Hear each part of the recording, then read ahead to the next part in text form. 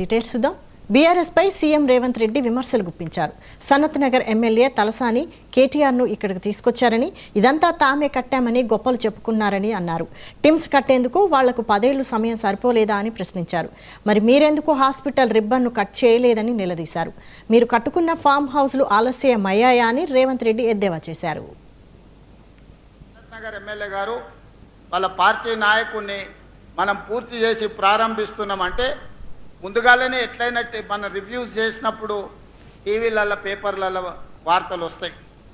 వచ్చే నెలలో ముఖ్యమంత్రి గారు లేదా వైద్య ఆరోగ్య శాఖ మంత్రి ఉప ముఖ్యమంత్రి గారు సనత్ నగర్ హాస్పిటల్ని ప్రారంభించబోతుండు అని టీవీల పేపర్లో చూడంగానే పొద్దున్నే లేస్తున్నారు, పగటి వేసగాళ్ళలాగా తయారవుతున్నారు, ఇక్కడికి వచ్చి హడావిడి చేస్తున్నారు.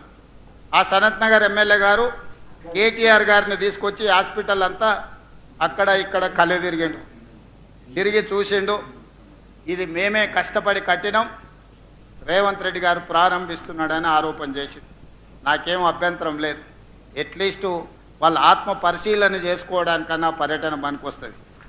నువ్వు కడితే 10 ఏళ్ళు టెంకాయ కొట్టనిక రిబ్బన్ కట్ చేయనిక నీకు సమయం దొరకలేదా?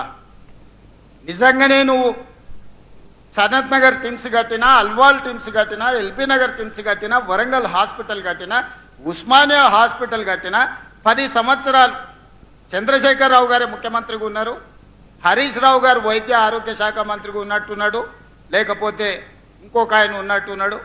మీ కుటుంబమే ఉంది కదా, మీరెందుకు రిబ్బన్ కట్ చేయలేదు? మీరెందుకు